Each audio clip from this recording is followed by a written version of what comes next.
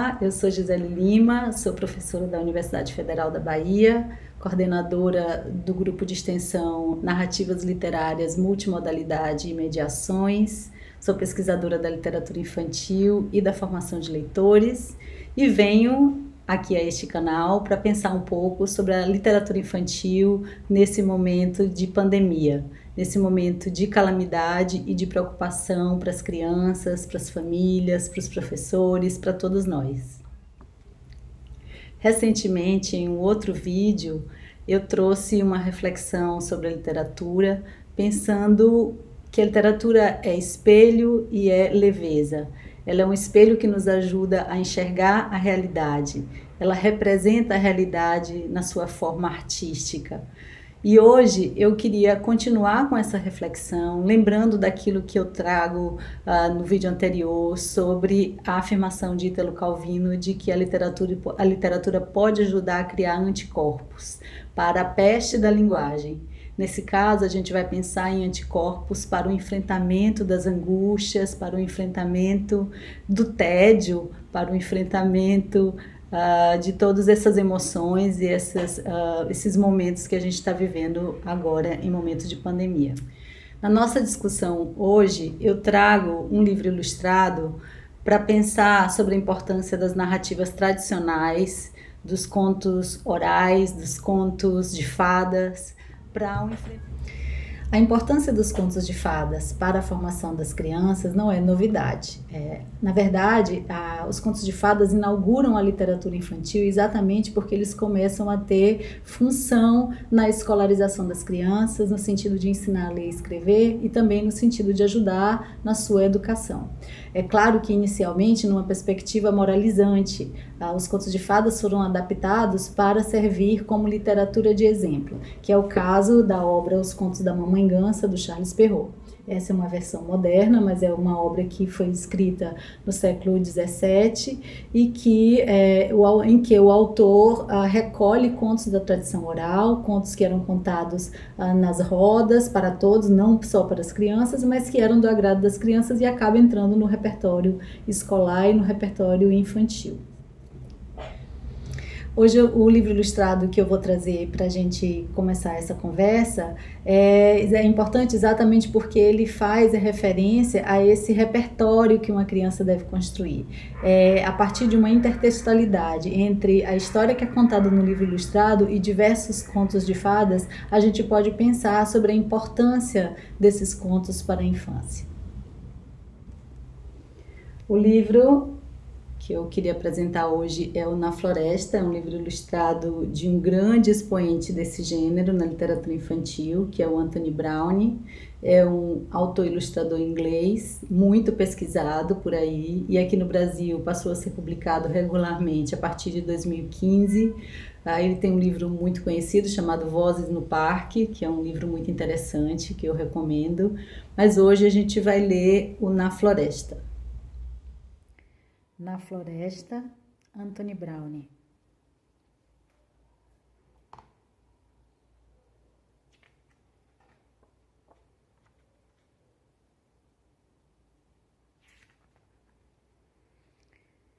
Certa noite, eu fui acordado por um som terrível.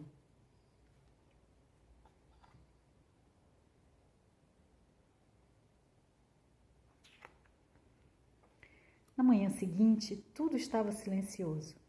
O papai não estava em casa. Perguntei para a mamãe quando ele ia voltar, mas ela não sabia.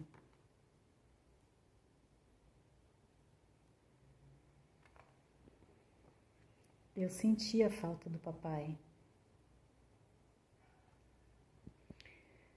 No dia seguinte, mamãe me pediu para levar um bolo para a vovó que não estava passando muito bem. Eu amo a vovó. Ela me conta cada história fantástica. Existem 2 caminhos até a casa da vovó. O caminho comprido, que demora anos para chegar, ou o caminho curto, atravessando a floresta. Não vá por dentro da floresta, a mamãe dizia. Vá pelo caminho mais longo. Mas naquele dia, pela primeira vez, escolhi o caminho mais rápido. Eu queria estar em casa se o papai voltasse.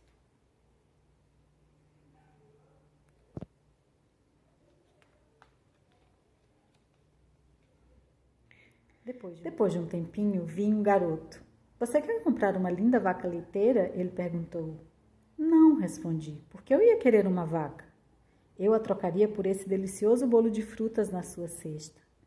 Não, ele é para minha avó, que não está passando muito bem. Falei e continuei andando. Eu não estou passando bem, ouvi ele dizer. Eu não estou bem.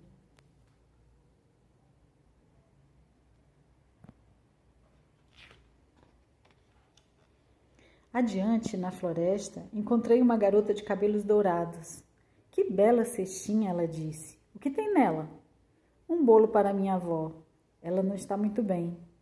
Eu adoraria um bolo bonitinho como esse, disse a menina. Eu continuei andando e ouvi ela dizer, é um lindo bolinho. Eu adoraria provar um bolinho assim.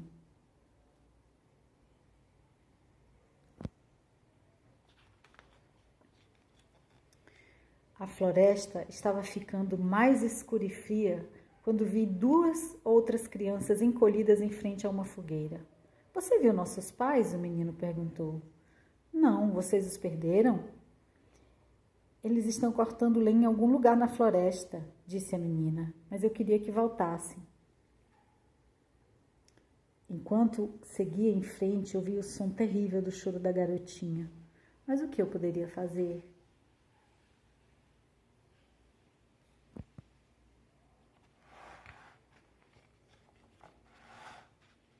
Eu estava ficando com muito frio e lamentei não ter trazido um casaco. De repente, avistei um. Era bonito e quentinho, mas assim que eu o vesti, comecei a me sentir assustado. Tinha a sensação de que alguma coisa estava me seguindo. Eu me lembrei de uma história que a vovó costumava contar sobre um lobo mau. Comecei a correr, mas não consegui encontrar o caminho. Corri e corri, cada vez mais para dentro da floresta, mas estava perdido. Onde ficava a casa da vovó?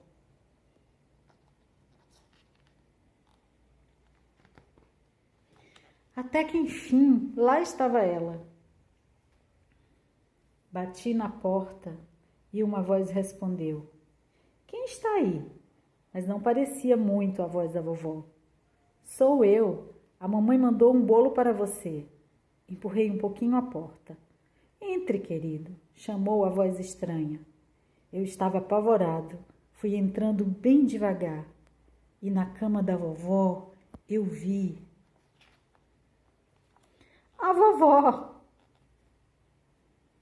Vem aqui, meu amor, ela disse fungando. Como você está? Agora eu estou bem, falei.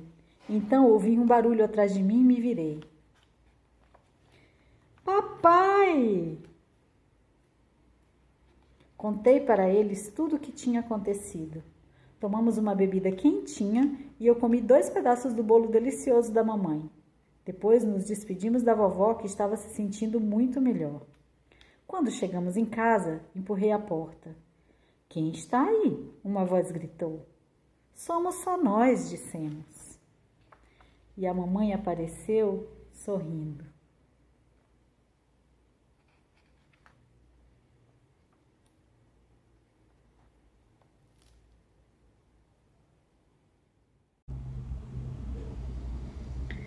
É importante que as crianças construam um repertório de histórias nas quais se apoiar para passar as vicissitudes, para passar as transformações da vida. Assim como o personagem do livro Na Floresta, em que, ao fazer a travessia da floresta, que é um momento de angústia, que é um momento de perguntas, ele se apoia nas narrativas que ele escutou e que refletem essa experiência que ele está vivendo ali naquele momento.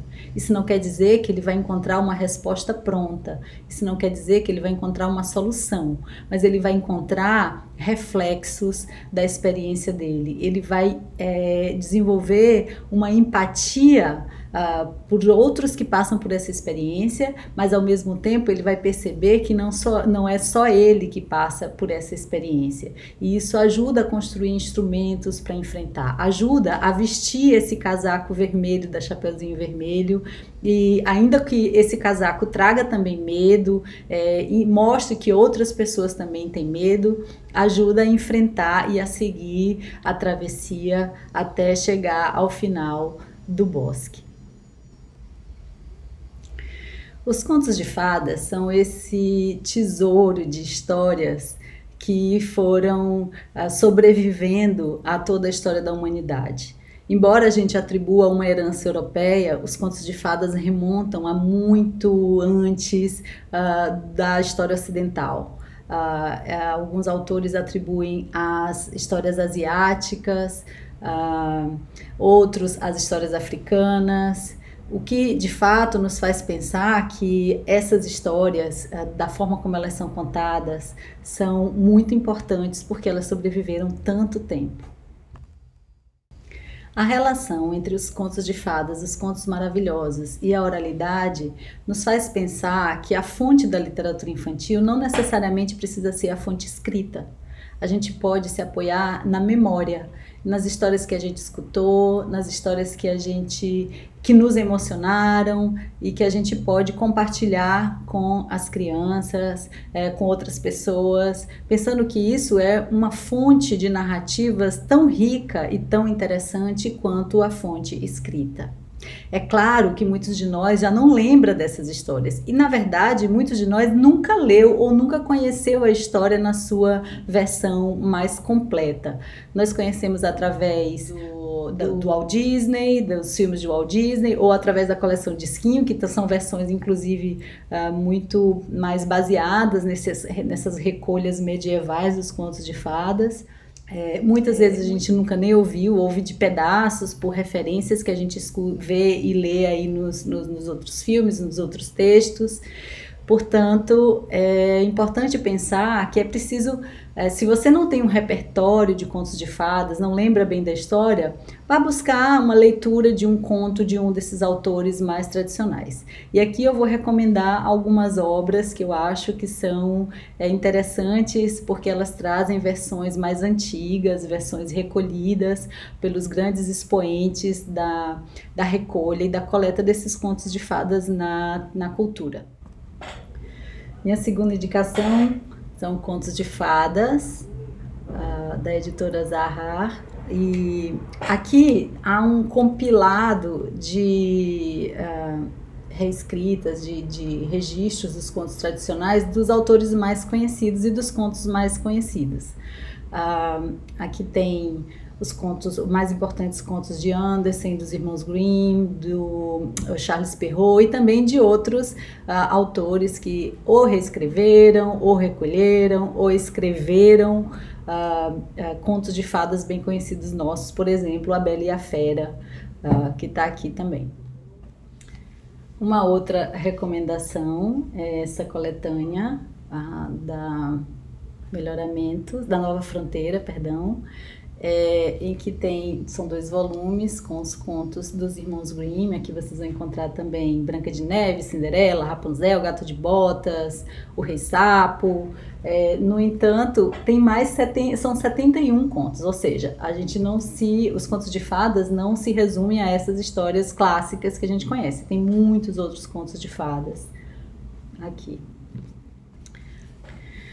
Há outras obras que reúnem contos maravilhosos, mas fora dessa tradição europeia, medieval, que vão trazer outras referências.